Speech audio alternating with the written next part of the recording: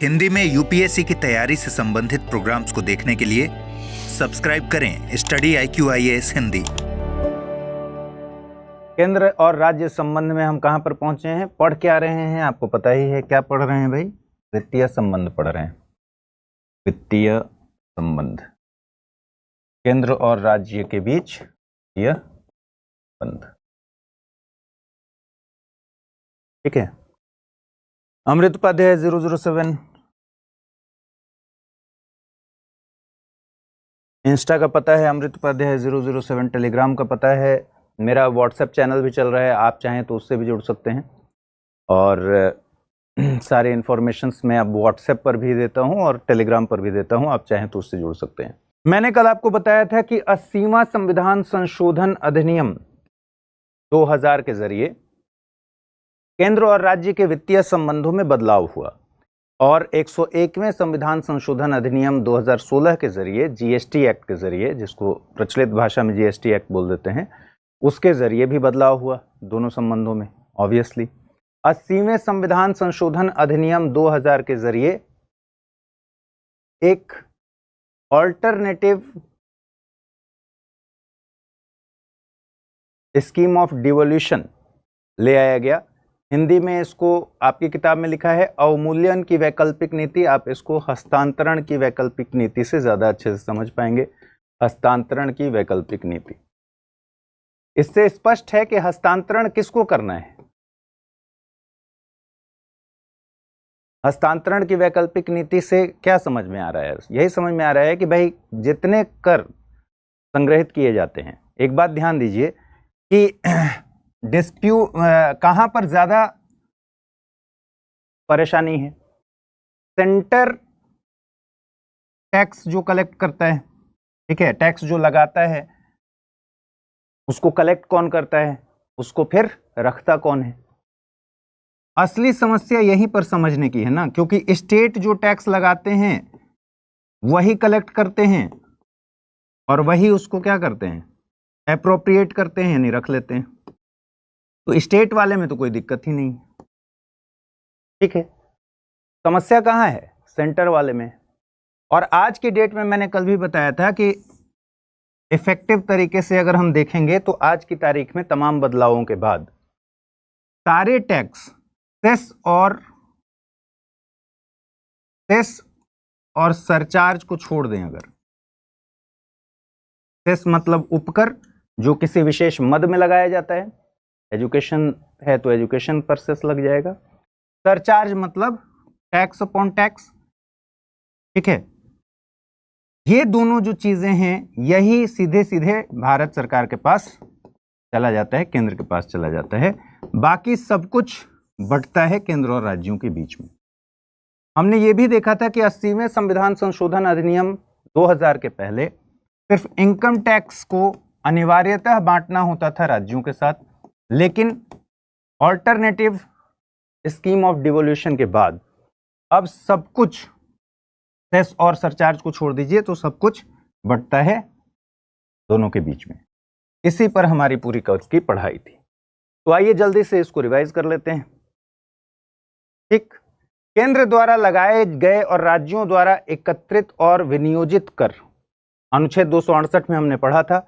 और हमने पढ़ा था इसमें संघ सूची में वर्णित स्टाम्प शुल्क के बारे में है कि स्टाम्प शुल्क जो है, संघ सूची वाला स्टाम्प शुल्क, वो केंद्र राज्य सूची में जो स्टाम्प शुल्क है वो तो राज्य रख ही लेता है, राज्य के तो सारे कर वही रख लेता है, लगाता भी है और उसको कलेक्ट भी करता है और उसको रख भी लेता है। तो जो भी बात करेंगे केंद्र वाले पर बात करेंगे। संघ सूची में जो वर्णित स्टाम्प शुल्क है उसको संघ द्वारा उद्गृहित, यानी संघ लगाता है, राज्य एकत्र करते हैं और राज्य ही उसको रखते भी हैं। 268 में क्या है? संघ सूची में वर्णित स्टाम्प शुल्क है। फिर हमने देखा था 269 में दो, एक तो 269, एक 269A। 269 क्या कहता है? केंद्र द्वारा लगाया भी जाता है और कलेक्ट भी किया जाता है, लेकिन राज्यों को सौंप दिया जाता है, ठीक है। तो केंद्र द्वारा लगाया गया और एकत्र किया गया, लेकिन राज्यों को सौंप दिया जाने वाला कर, यह है 269। 269 में लिखा है समाचार पत्र को एक्सक्लूड करके बाकी जो गुड्स हैं, वस्तु हैं, उनके अंतर राज्य व्यापार वाणिज्य के, अंतर राज्य इंटर स्टेट व्यापार वाणिज्य के दौरान होने वाले क्रय विक्रय पर कर और अंतर राज्य पारेषण कंसाइनमेंट पर कर। तो बेसिकली क्या हुआ, वो वस्तुएं जो जीएसटी के दायरे में नहीं है उन पर सेल टैक्स जो लगता है सीएसटी यानी केंद्रीय जो सेल टैक्स लगता है उसको केंद्र लगाता है, कलेक्ट करता है और राज्यों को सौंप देता है, बंटता नहीं है, राज्यों को सौंप दिया जाता है। 269A में हमने अंतरराज्यीय जीएसटी, एक आया है कमेंट कि आईजीएसटी को सर इंटीग्रेटेड जीएसटी बोल सकते हैं, इंटीग्रेटेड जीएसटी ही बोलते हैं आईजीएसटी को। हम अपने समझ के लिए इसको अंतरराज्यीय जो इस्तेमाल करते हैं ताकि ये समझ में आए कि दो राज्यों के बीच में जो व्यापार और वाणिज्य के दौरान आईजीएसटी केंद्र और राज्यों के बीच जीएसटी काउंसिल की अनुशंसा पर संसद की विधि के अधीन विभाजित किया जाता है। तो 269 और 269A में क्या अंतर है? पहला चीज, इसमें वस्तुएं ऐसी हैं जो जीएसटी के दायरे में नहीं है, उन वस्तुओं पर जो सेल टैक्स लगता है वो केंद्र द्वारा लगाया जाता है, कलेक्ट किया जाता है और राज्यों को सौंप दिया जाता है। 269A में जीएसटी यानी वस्तु और सेवा, यहां वस्तु है सिर्फ, यहां वस्तु और सेवा कर जीएसटी, उसकी उगाही केंद्र द्वारा यह भी लगाया जाता है, कलेक्ट किया जाता है और केंद्र और राज्यों के बीच में आईजीएसटी विभाजित किया जाता है और वर्तमान फॉर्मूला है कि 50-50% दोनों में बट जाता है। ये 269A था। अब 270 जिसमें बदलाव किया गया 80वें संविधान संशोधन अधिनियम 2000 के द्वारा, ऑल्टरनेटिव स्कीम ऑफ डिवोल्यूशन के द्वारा, केंद्र द्वारा उद्गृहित यानी केंद्र ने लगाया और एकत्रित, कलेक्ट भी केंद्र ने किया, लेकिन केंद्र और राज्यों के बीच वितरित करने की व्यवस्था है, ये ध्यान रखिए। अरेंजमेंट क्या होगा? ये अरेंजमेंट क्या होगा? 3 अपवादों को छोड़कर संघ सूची के सभी कर केंद्र राज्यों में विभाजित होंगे। किसकी सिफारिश पर? वित्त आयोग की सिफारिश पर राष्ट्रपति के द्वारा। आईजीएसटी किसकी सिफारिश पर बट रहा है? जीएसटी काउंसिल की सिफारिश पर संसद की विधि के अधीन। ठीक है, 269A। जबकि 270 में वो पूरी व्यवस्था दी गई है कि केंद्र ने जो लगाया और कलेक्ट किया वो केंद्र और राज्यों के बीच किस तरह से बटेगा, उसकी क्या व्यवस्था है। तो इसमें कह रहा है कि 3 अपवाद छोड़ दीजिए, उसके अलावा संघ सूची के सारे कर केंद्र और राज्य के बीच में विभाजित होंगे और इसकी सिफारिश करेगा वित्त आयोग। वित्त आयोग की सिफारिश पर, जो कि बाध्यकारी नहीं है, ध्यान रखना है, वित्त आयोग की सिफारिशें अपने आप में सलाहकारी प्रवृत्ति की हैं। राष्ट्रपति के द्वारा यह विभाजन होगा, यानी सरकार, केंद्र सरकार विभाजित करेगी। ये कौन कौन से अपवाद हैं? 268 यानी स्टाम्प ड्यूटी, संघ सूची वाले स्टाम्प ड्यूटी। ठीक है, संघ सूची वाले स्टाम्प ड्यूटी, केंद्र का क्या रोल है इसमें? केंद्र लगाएगा, कलेक्ट कौन करेगा? राज्य कलेक्ट करेंगे और रखेगा कौन? राज्य रखेंगे।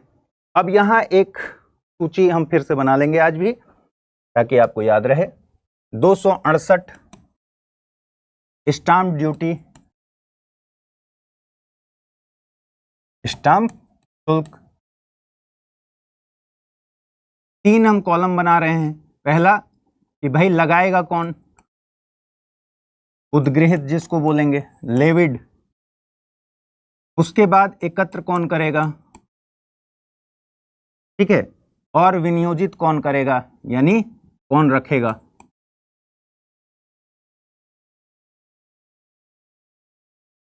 ठीक है, तो स्टाम्प ड्यूटी 268 वाला है, लगाएगा सेंटर, केंद्र, कलेक्ट करेगा स्टेट और रखेगा भी स्टेट। फिर है 269 अंतरराज्यीय व्यापार और वाणिज्य से संबंधित वस्तुओं पर कर, वस्तुओं के क्रय विक्रय और पारेषण पर, कंसाइनमेंट पर जो टैक्स लगेगा, जिसका लेमन मतलब ये हुआ कि भाई जीएसटी में जो शामिल नहीं हैं उन पर जो केंद्रीय सेल टैक्स लगता है वो कर केंद्र लगाएगा, केंद्र ही कलेक्ट करेगा और राज्यों को सौंप देगा, विभाजित नहीं होगा, सौंप देगा। 269 क या ए, अंतरराज्यीय वस्तु एवं सेवा कर, आईजीएसटी, ठीक है, केंद्र लगाएगा, केंद्र ही कलेक्ट करेगा, लेकिन ये राज्यों को सौंपेगा नहीं बल्कि केंद्र और राज्य में विभाजित होगा, जो कि 50-50% है, ठीक है। किसकी अनुशंसा पर? यह विभाजन किसकी अनुशंसा पर है? जीएसटी काउंसिल इसके लिए रिकमेंड करेगा, ठीक। जीएसटी काउंसिल किस एक्ट में बताया गया है? 279 ए में। ये हो गए तीनों। और 270 जो अभी हम पढ़ रहे हैं वो व्यवस्था है करों के विभाजन की, किस तरह से संघ द्वारा एकत्र किए गए और लगाए गए जो कर हैं उनको किस तरीके से बांटा जाएगा, उसकी व्यवस्था क्या है। और वो क्या कहता है कि 3 अपवादों को छोड़ दीजिए। पहला 268 यानी स्टाम्प ड्यूटी, क्योंकि इसके लिए अलग अरेंजमेंट दिया हुआ है संविधान में। 269 जो जीएसटी में शामिल वस्तु नहीं है उनके विक्रय और क्रय पर जो कर लगेगा। 269 ए, इन सब के बारे में अरेंजमेंट हम जानते हैं, ठीक। सेस और सरचार्ज, इन सब को छोड़ दीजिए। सेस सरचार्ज क्यों छोड़ना है? क्योंकि ये सीधे सीधे केंद्र के पास जाता है। इन सब को छोड़कर बाकी जो भी कर हैं संघीय सूची के, वो सब वित्त आयोग की सिफारिश पर, वित्त आयोग की सिफारिश पर सेंटर और स्टेट के बीच बटेंगे, ठीक है। बात स्पष्ट? तो 268, 269, 269 के में निर्दिष्ट सभी कर जिसके बारे में अलग अरेंजमेंट दिया हुआ है। 271 के तहत जो सरचार्ज लगाए जाते हैं और विशेष प्रयोजन के लिए जो उपकर सेस लगाए जाते हैं, इन सब को छोड़ देना है। उसके अलावा जितने भी कर हैं वो सब सेंटर और स्टेट के बीच वित्त आयोग की सिफारिश पर बटेंगे। और ध्यान ये रखना है कि जो सेंट्रल जीएसटी है वो भी सीधे केंद्र के पास नहीं जाता है बल्कि केंद्र और राज्यों में विभाजित होता है, ठीक है। चलिए, कुछ शुल्कों और करों पर संघ के प्रयोजनों के लिए अधिभार मैंने बता ही दिया, अनुच्छेद 271। जीएसटी पर अधिभार नहीं लगाया जाता, यह ध्यान रखना है। जीएसटी इसके दायरे से बाहर है, यानी जीएसटी पर सरचार्ज नहीं लगता। 269, 270 में जो उल्लिखित कर हैं उन्हीं पर सरचार्ज लगाया जाता है। स्टाम्प ड्यूटी पर सरचार्ज संघ वाले स्टाम्प ड्यूटी पर, 268 वाले पर नहीं लगता। 269 का यानी आईजीएसटी पर नहीं लगता, ये तो ऑलरेडी जीएसटी के दायरे में। 246 का पर यानी सीजीएसटी और एसजीएसटी पर नहीं लगता। बाकी सरचार्ज लगाया जाता है 269 में जो दिया गया है, यानी वैसे वस्तुओं पर जो जीएसटी के दायरे में नहीं है उन पर जो टैक्स लगता है उस पर सरचार्ज केंद्र सरकार लगा सकती है। और किसके पास जाएगा? केंद्र सरकार के पास जाएगा। 270 में तो व्यवस्था बताई गई है कि कैसे बटेगा। राज्यों द्वारा जो उद्गृहित होते हैं, एकत्रित होते हैं और उपभोग किए जाने वाले कर होते हैं वो किसके पास जाएंगे? सीधी सी बात है, उपभोग भी कौन करेगा? राज्य के द्वारा राज्य के पास चला जाएगा। यूपीएससी की तैयारी का हर दिन कीमती होता है और हर कल की राह आज से ही बनती है। तो क्या आपने प्रतिज्ञा ली है अपने आईएएस सपने को साकार करने की? स्टडी IQ लेकर आया है यूपीएससी लाइव फाउंडेशन हिंदी प्रतिज्ञा बैच 2026, जहां कराई जाएगी प्रीलिम्स से लेकर इंटरव्यू तक की पूरी तैयारी, वो भी रणनीतिक गहराई के साथ और सही मार्गदर्शन के साथ। इस बैच में आपको मिलेंगी 1000+ घंटों की लाइव और रिकॉर्डेड कक्षाएं, 1-to-1 personalised mentorship, daily current affairs, test series और सीसेट का कंप्लीट कवरेज, प्रीलिम्स और मेंस रेसिडेंशियल प्रोग्राम यानी पीआरपी और एमआरपी डिसिप्लिन के साथ फोकस भी, इंटरव्यू गाइडेंस प्रोग्राम, आईजीपी, अंतिम दौर तक स्टडी आईक्यू आपके साथ रहेगा। और इतना ही नहीं, प्रीलिम्स में सफल होने पर मिलेगा पूरा फीस वापस। टॉप स्कोरर को मिलेगा 11,000 रुपए का नगद पुरस्कार। अब तय कीजिए, आप सिर्फ सपना देखेंगे या उसके लिए स्टडी आईक्यू के साथ मिलकर प्रतिज्ञा निभाएंगे। यूज करें कोड अमृत लाइव और पाएं मैक्सिमम डिस्काउंट हमारे गोल्ड, प्लैटिनम और डायमंड बैचेस पर। अगर अब भी कोई सवाल हो तो डिस्क्रिप्शन में दिए गए लिंक पर क्लिक करें या मुझे सीधा मेल करें amrit@studyiq.com पर। यूपीएससी 2026, आपकी प्रतिज्ञा, हमारा मार्गदर्शन। तो अभी तक हमने जो देखा वो किसके बारे में बात किया? कर राजस्व का वितरण, टैक्स रेवेन्यू का वितरण। अब कुछ ऐसे भी आए हैं जो टैक्स के दायरे में नहीं है, टैक्स से होने वाले इनकम नहीं है, रेवेन्यू टैक्स के जरिए नहीं आ रहा है, तो वो नॉन टैक्स रेवेन्यू, गैर कर राजस्व का वितरण।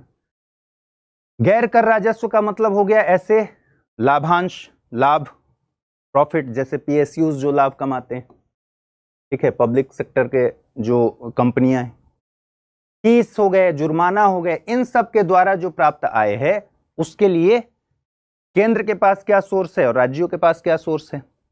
तो केंद्र के गैर कर राजस्व के प्रमुख स्रोत क्या क्या हैं? डाक और तार, रेलवे हो गया, बैंकिंग हो गया, प्रसारण हो गया, सिक्का मुद्रा हो गया, केंद्रीय सार्वजनिक क्षेत्र के उद्यम जो कंपनियां आप देखते हैं, ठीक है, समयावधि समाप्त होने पर उगाही, राज्यों के गैर कर राजस्व के सिंचाई, वन, मत्स्य पालन, ये सब राज्य सूची में जो आय के स्रोत हैं, राज्य सूची के जो विषय हैं उससे जो आय होती है और केंद्र सूची के जो विषय हैं उससे जो आय होती है, ये उनको जाता है।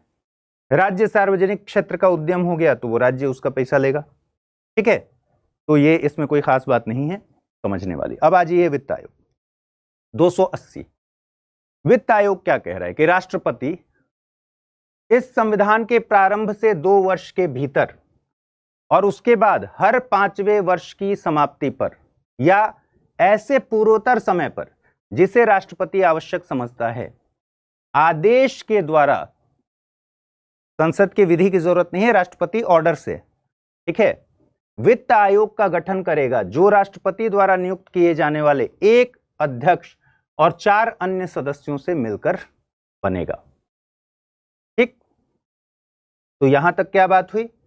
यहां तक बात हुई आर्टिकल 280, वित्त आयोग संवैधानिक आयोग है। कह रहा है कि वित्त आयोग का गठन सबसे पहले कैसे होगा। भाई गठन के लिए जो प्रोविजन दिया गया है वो कह रहा है कि प्रेसिडेंट, राष्ट्रपति, इस संविधान के प्रारंभ होने के 2 साल के भीतर, यानी 1950 में संविधान प्रारंभ हुआ, 1952 में पहला वित्त आयोग बना, पहला वित्त आयोग गठित हुआ। कौन थे इसके अध्यक्ष? केसी नियोगी। ठीक है, आपकी किताब में पूरा लिस्ट दिया हुआ है तो आप देख लीजिएगा। तो राष्ट्रपति संविधान के प्रारंभ होने के 2 साल के भीतर वित्त आयोग का गठन करेगा, 2 साल के भीतर। उसके बाद तत्पश्चात हर 5 साल पर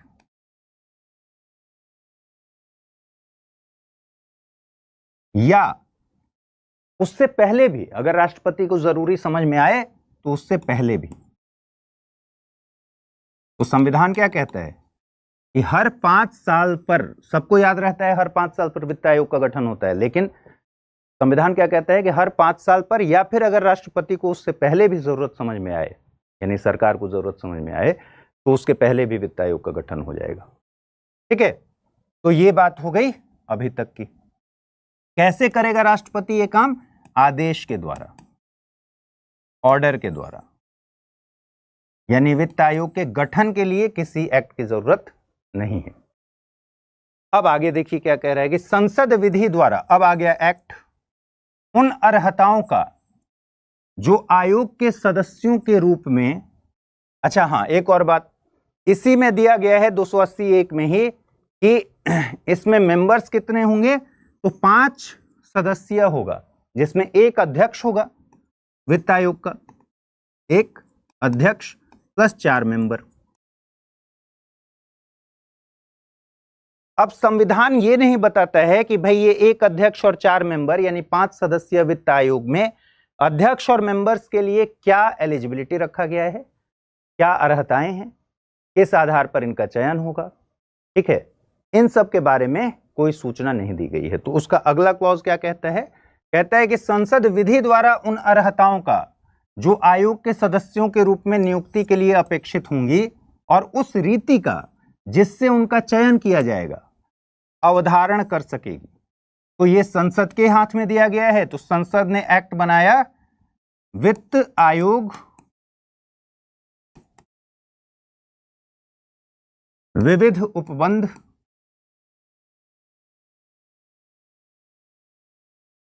अधिनियम 1951। ठीक है, इसको आप ऐसे भी अगर बोलें वित्त आयोग अधिनियम 1951 तो कोई दिक्कत नहीं है, लिखना भी हो तो लिख सकते हैं। ठीक है, तो वित्त आयोग विविध उपबंध अधिनियम 1951 ये हो गया। इसके जरिए बताया गया है कि इन जो एक अध्यक्ष और प्लस 4 मेंबर्स होंगे इनके लिए क्या क्राइटेरिया है। ठीक है, क्या क्या क्राइटेरिया है। फाइनेंस कमीशन एक्ट 1951, इसमें बताया गया है कि वित्त आयोग का जो अध्यक्ष होगा वो पब्लिक सार्वजनिक कार्यों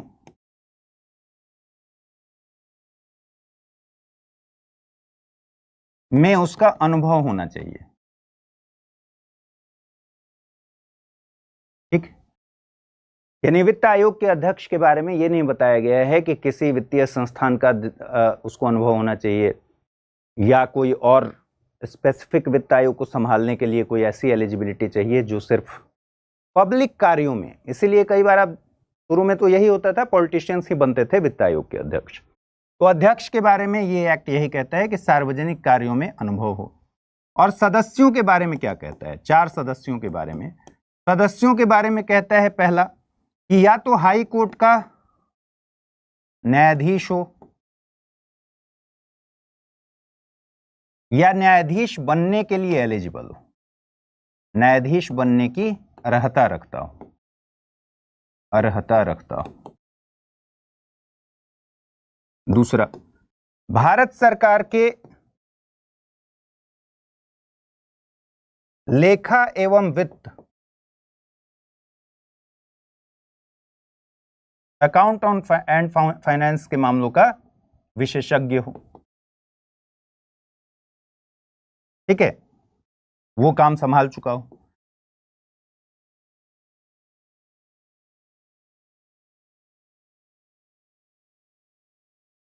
तीसरा है वित्तीय मामलों का जानकार हो।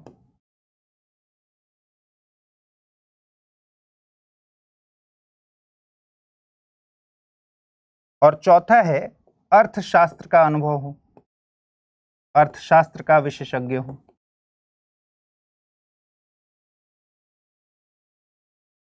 यही दिया गया है एक्ट में।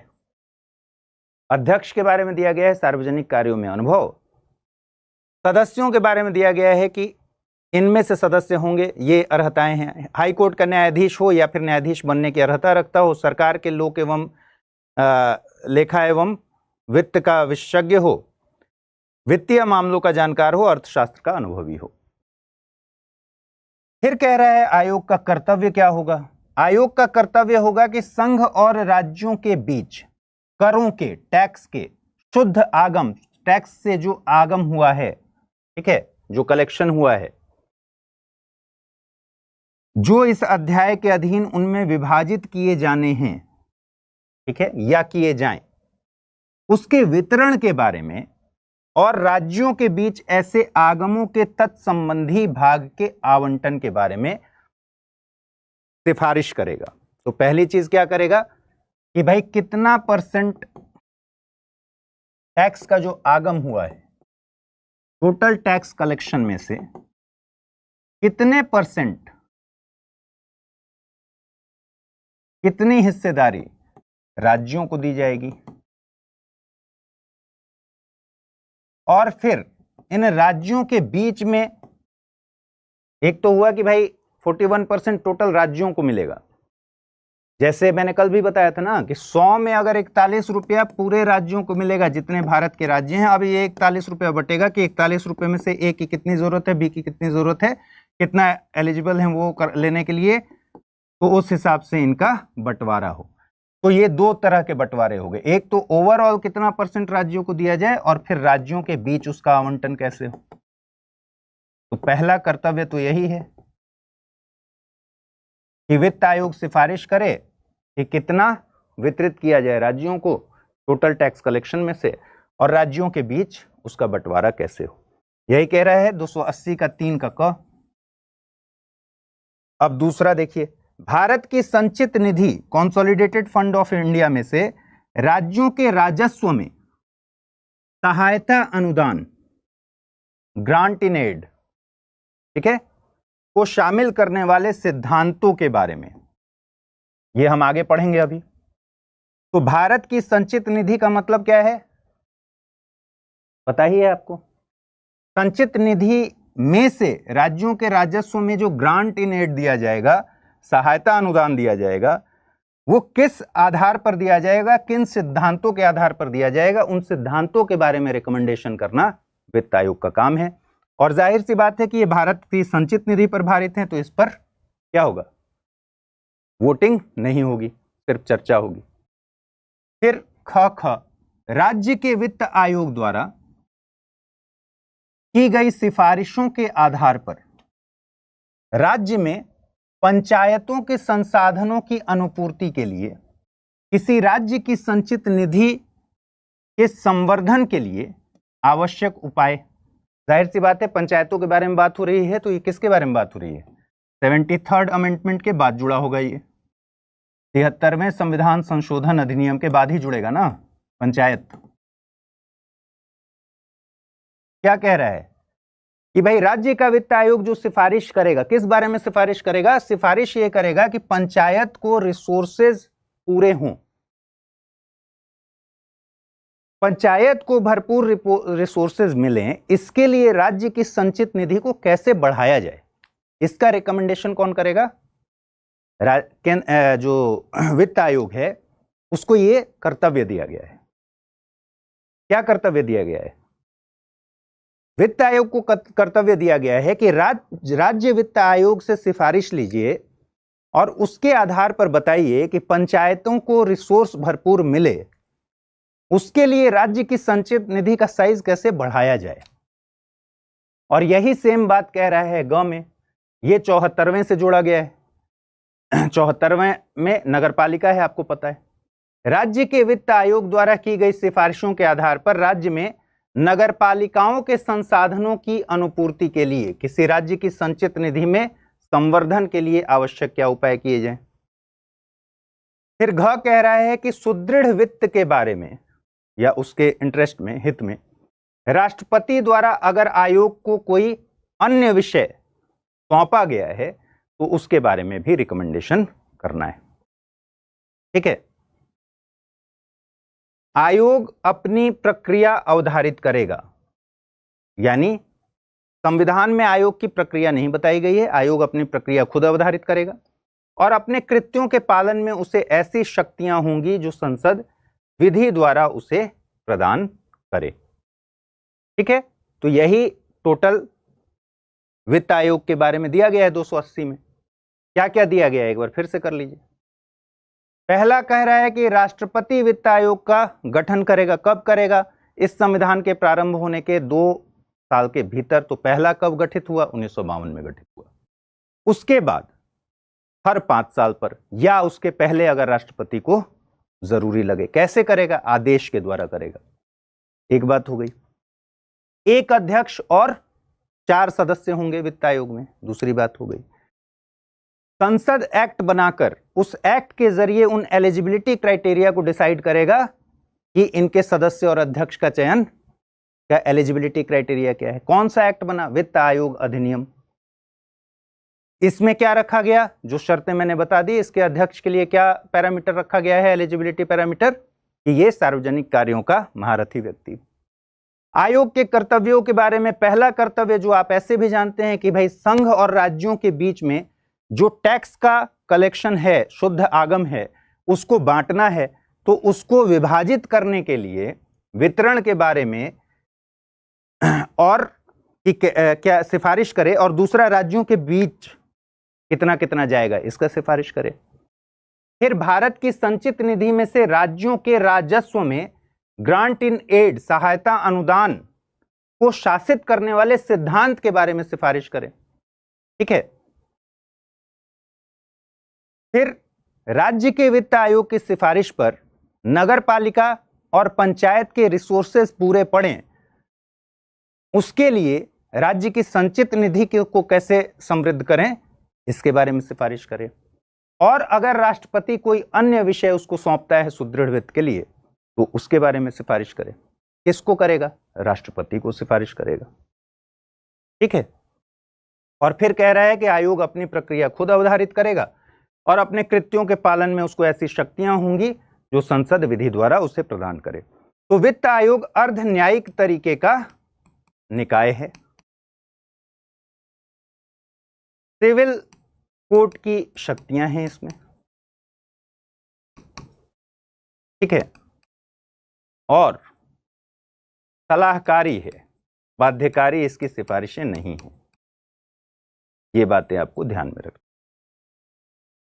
चलिए, फिर 281 कह रहा है कि वित्त आयोग की सिफारिशें राष्ट्रपति इस संविधान के उपबंधों के अधीन वित्त आयोग द्वारा की गई प्रत्येक सिफारिश को उस पर की गई कार्रवाई के स्पष्टीकारक ज्ञापन सहित,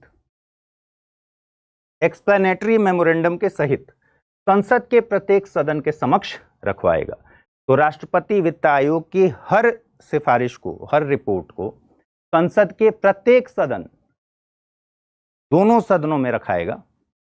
कौन रखवाएगा? राष्ट्रपति रखवाएगा। लेकिन हर सिफारिश के साथ उस पर की गई कार्रवाई के स्पष्टीकारक ज्ञापन सहित, एक्सप्लेनेटरी मेमोरेंडम सहित।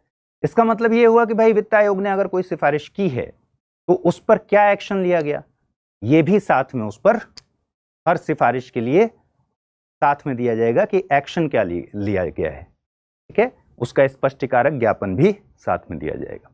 तो ये पूरा आपका हो गया वित्त आयोग। चलिए, वित्त आयोग के बारे में हमने क्या सीखा? पहला, ये स्थायी निकाय नहीं है। स्थायी निकाय नहीं है मतलब हर 5 साल पर इसका गठन होता है, तो ये एडहॉक है। ठीक है, परमानेंट नहीं है। दूसरा, अर्ध न्यायिक निकाय, राष्ट्रपति इसका गठन करता है। एक्ट जो बना वो है वित्त आयोग विविध उपबंध अधिनियम 1951। अध्यक्ष के लिए कहा गया सार्वजनिक कार्य का अनुभव जिसके पास है वो अध्यक्ष बन सकता है। एक अध्यक्ष और 4 सदस्य होने हैं, संविधान में दिया गया है। सदस्यों का चुनाव कैसे होगा? हाई कोर्ट के न्यायाधीश या न्यायाधीश बनने की योग्यता रखने वाला व्यक्ति इसका सदस्य हो सकता है।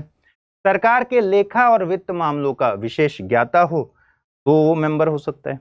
प्रशासन और वित्तीय और प्रशासन मामले में, ठीक है, उसका व्यापक अनुभव हो तो प्रशासन और वित्तीय मामलों में, एडमिनिस्ट्रेशन भी है इसमें, ध्यान रखिएगा।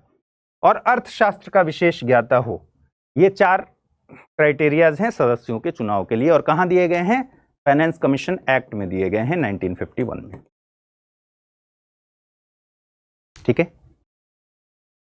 कार्य क्या है? संघ और राज्यों के बीच करों के शुद्ध आगम का वितरण करना और राज्यों के बीच उसका आवंटन करना। भारत के संचित निधि से राज्यों के राजस्व अनुदान को शासित करने के सिद्धांतों की सिफारिश करना। 275 अभी हम पढ़ेंगे। अनुदान, राज्य वित्त आयोग की सिफारिशों के आधार पर पंचायत और नगर पालिका के संसाधनों की अनुपूर्ति के लिए राज्य संचित निधि को बढ़ाने के लिए आवश्यक कदमों की सिफारिश करना। और राष्ट्रपति द्वारा अगर सुदृढ़ वित्त के संबंध में कोई अन्य विषय इसको सौंपा गया है तो उसके बारे में सिफारिश करना। और ये सारी सिफारिशें क्या हैं? बाध्यकारी नहीं है। ठीक है, चलिए अब अनुदान के बारे में दो हमें आर्टिकल पढ़ने हैं, एक तो 275 पढ़ना है और एक 282 पढ़ना है। 275 और 282 में क्या चीजें हैं उसको पहले हम पढ़ लेते हैं, उसके बाद हम इसको देखेंगे। पहले 275 पढ़िए। वित्त आयोग को एक क्या कर्तव्य दिया गया है कि राज्यों को राजस्व में जो सहायता अनुदान देना है उसके लिए सिद्धांतों के बारे में भी सिफारिश करनी है। तो अनुदान अगर हम देखें, कुछ राज्यों को संघ से अनुदान, ऐसी राशियां, ऐसा अमाउंट जिनका संसद विधि के द्वारा उपबंध करे। संसद विधि द्वारा उपबंध करे मतलब एक्ट बना के उन राज्यों के राजस्वों में ग्रांट इन एड यानी सहायता अनुदान के रूप में हर साल प्रत्येक वर्ष भारत की संचित निधि पर भारित होंगी। यानी इस पर वोटिंग नहीं होगा, सिर्फ और सिर्फ चर्चा हो सकता है। जिन राज्यों के विषय में संसद यह अवधारित करे कि उन्हें सहायता की आवश्यकता है और भिन्न भिन्न राज्यों के लिए भिन्न भिन्न राशियां नियत की जा सकेंगी। क्या मतलब हुआ इसका? पहली चीज कि संसद विधि द्वारा, संसद एक्ट के द्वारा, विधि के द्वारा राजस्व अनुदान की व्यवस्था करेगा। संसद एक्ट के द्वारा व्यवस्था करेगा, करेगी। दूसरी बात,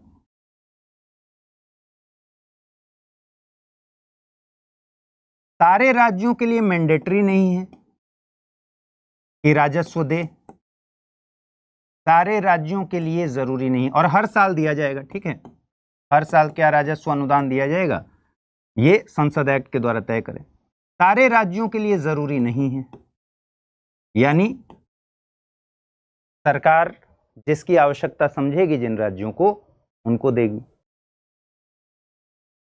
अलग अलग राज्य को भिन्न भिन्न राशि दे जा सकती है, यानी सभी राज्यों को बराबर अनुदान दिया जाए, अनुदान सहायता, यह भी जरूरी नहीं है। तो भिन्न भिन्न राज्यों के लिए भिन्न भिन्न राशि,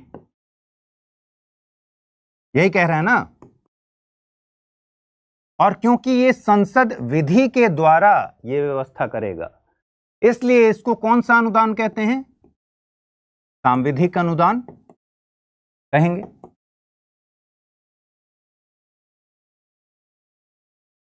क्योंकि संसद विधि द्वारा इसका प्रबंध करेगी।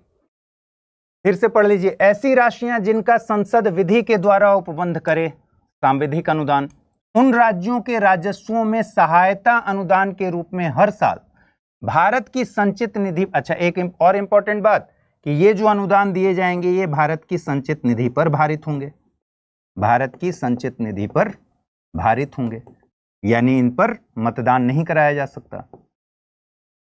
ठीक है, चार्ज्ड एक्सपेंडिचर है, भारित, सिर्फ चर्चा हो सकती है।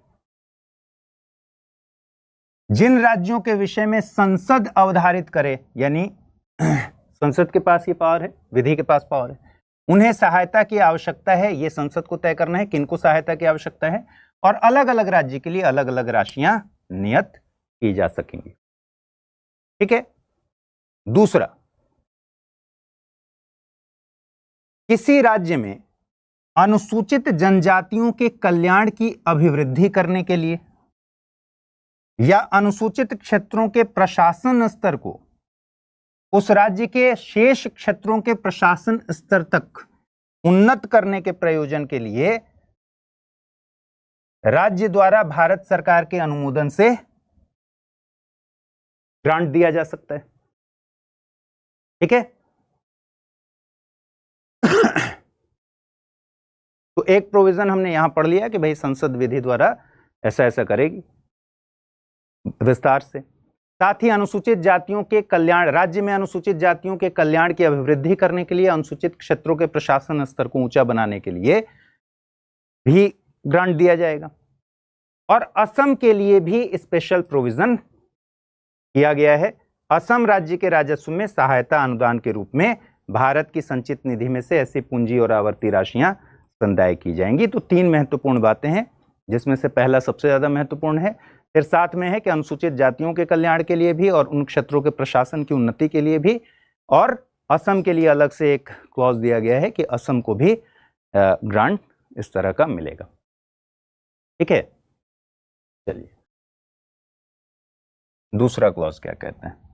जब तक संसद खंड 1 के अधीन उपबंध नहीं करती है, तब तक उस खंड के अधीन संसद को प्रदत्त शक्तियां राष्ट्रपति द्वारा आदेश के द्वारा प्रयुक्त करने लायक होंगे। और राष्ट्रपति द्वारा इस खंड के अधीन किया गया कोई आदेश संसद द्वारा इस प्रकार किए गए किसी उपबंध के अधीन रहते हुए प्रभावी होगा।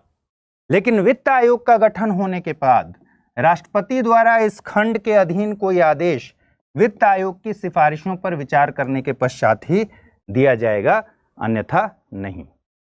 तो 275 में हमने देख लिया, पहली बात ये कि संसद एक्ट के द्वारा राज्यों को सहायता अनुदान देगी। ठीक है, संसद के हाथ में है, इसलिए इसको हम सांविधिक अनुदान कहते हैं। ठीक, हर साल राज्यों को इस तरह का ग्रांट दिया जाएगा उनके राजस्व में। ये ग्रांट भारत की संचित निधि पर भारित होंगे, चार्ज होंगे। इसका मतलब क्या है, इस पर वोटिंग नहीं कराई जा सकती। सारे राज्यों को मिले ये ग्रांट जरूरी नहीं है, विधि द्वारा ये तय होगा, संसद तय करेगी कि किस राज्य को जरूरत है और किस राज्य को नहीं है। भिन्न भिन्न राज्यों के लिए भिन्न भिन्न राशि आवंटित की जा सकती है। बात समझ में आ गई। फिर कह रहा है कि जब तक संसद विधि नहीं बनाती है, विधि की व्यवस्था नहीं करती है, तब तक राष्ट्रपति के आदेश से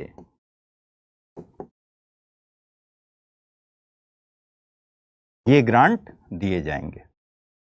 और संसद ने विधि फाइनली नहीं बनाया है, तो जब तक संसद विधि न बनाए वो राष्ट्रपति के आदेश से ऐसे ग्रांट दिए जाएंगे। और संसद ने विधि नहीं बनाया है तो ये बहुत इंपॉर्टेंट है 375 का 2, कि जब तक संसद के अधीन उपबंध ऐसा नहीं होता है, तब तक संसद को प्रदत्त शक्तियां कौन यूज करेगा, राष्ट्रपति ऑर्डर के द्वारा यूज करेगा।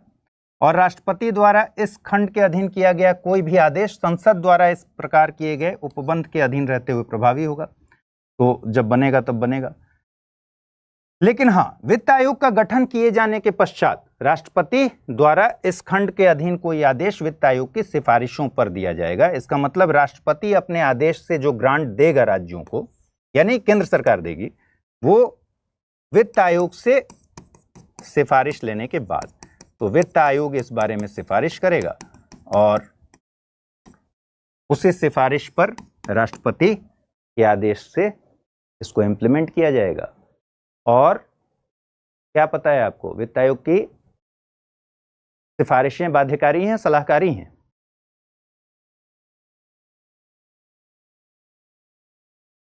सलाहकारी हैं।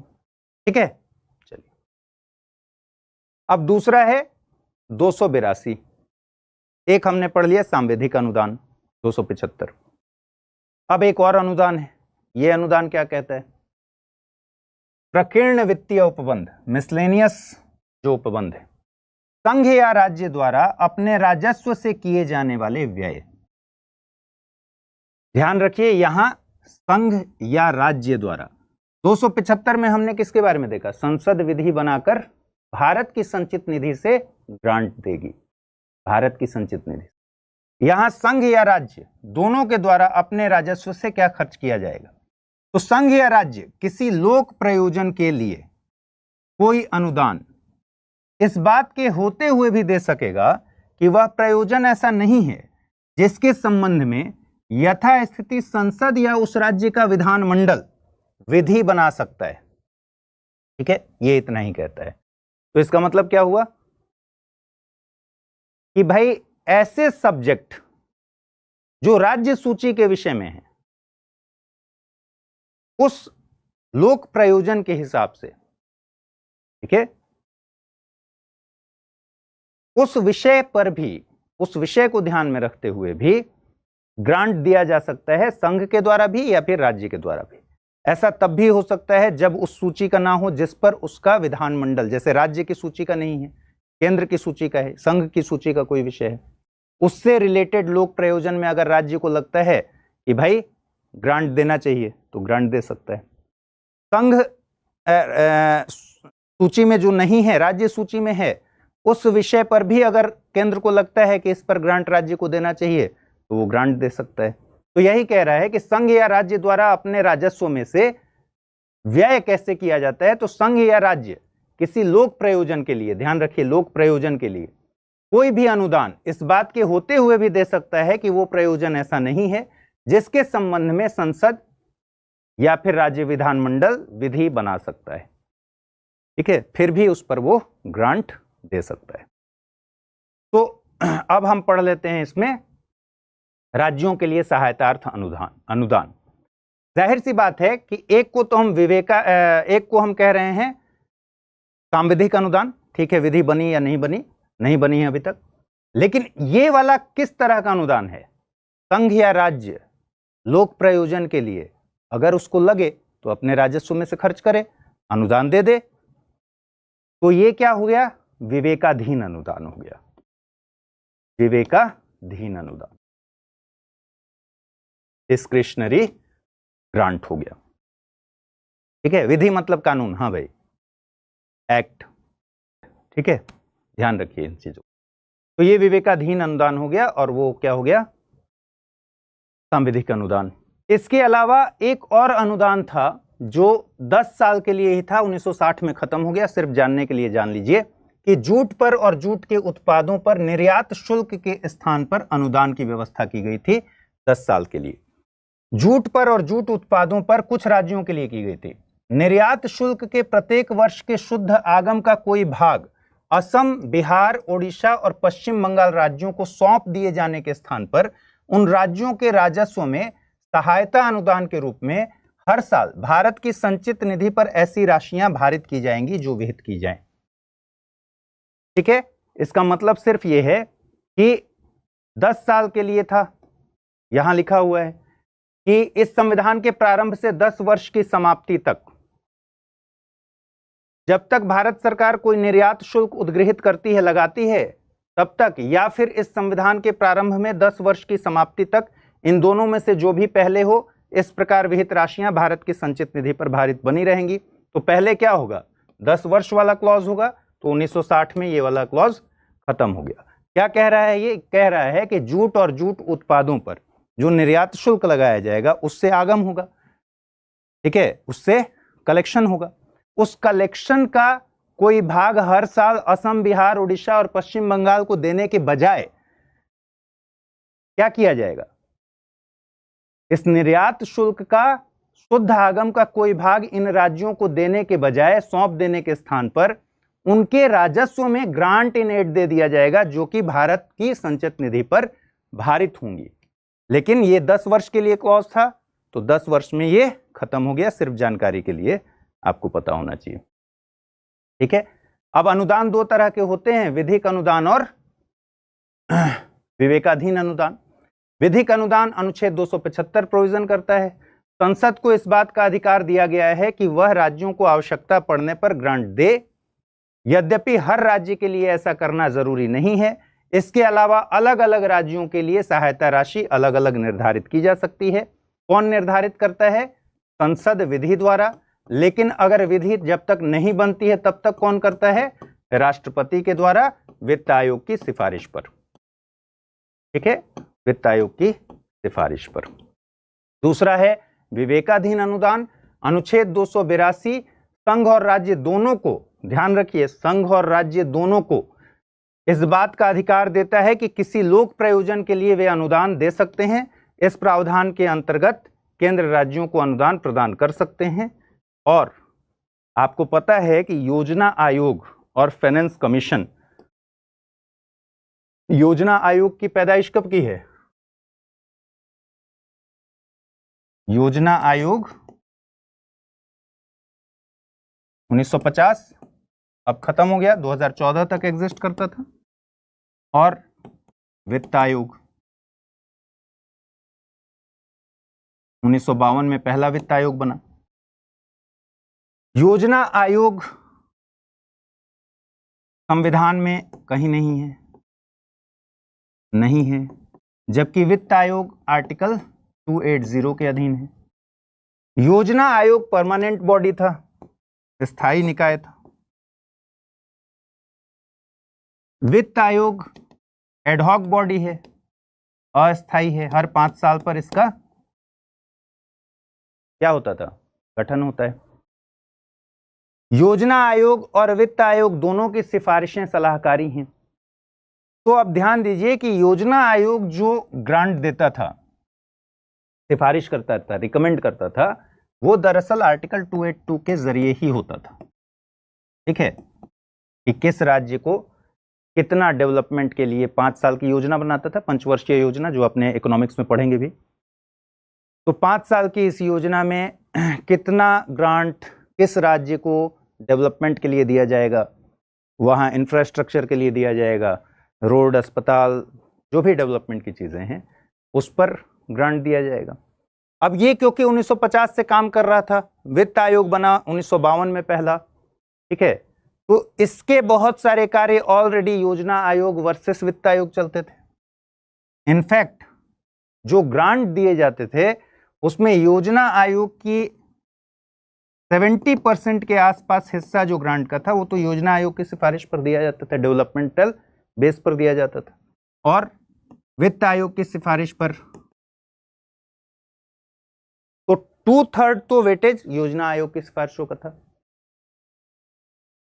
और वित्त आयोग की सिफारिशों का 1/3 वेटेज था।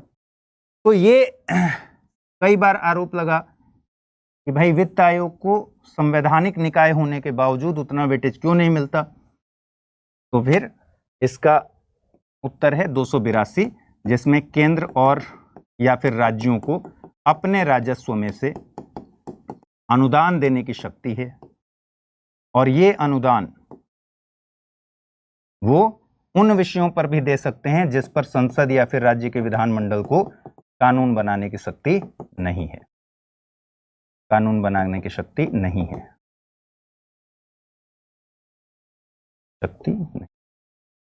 तो इसका मतलब योजना आयोग की सिफारिश पर केंद्र क्या करता था? राज्यों को देता था जो अनुदान, वो उसके विवेकाधीन अनुदान का हिस्सा है, डिस्क्रिशनरी है।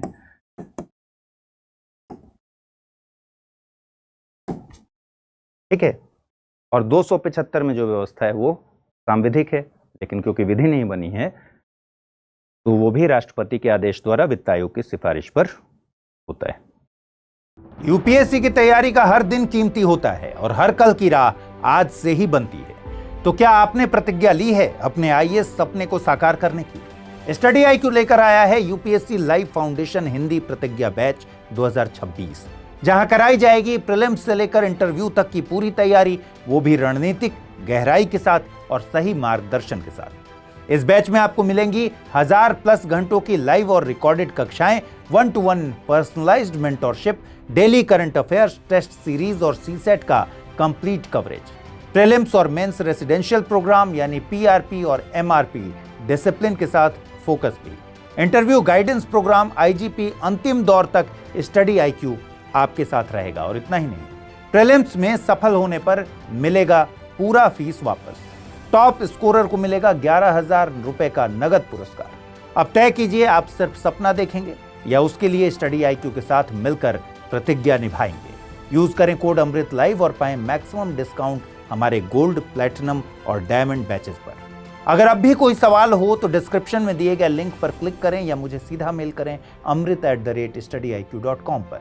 यूपीएससी 2026, आपकी प्रतिज्ञा, हमारा मार्गदर्शन। हिंदी में यूपीएससी की तैयारी से संबंधित प्रोग्राम्स को देखने के लिए सब्सक्राइब करें स्टडी IQ IAS हिंदी।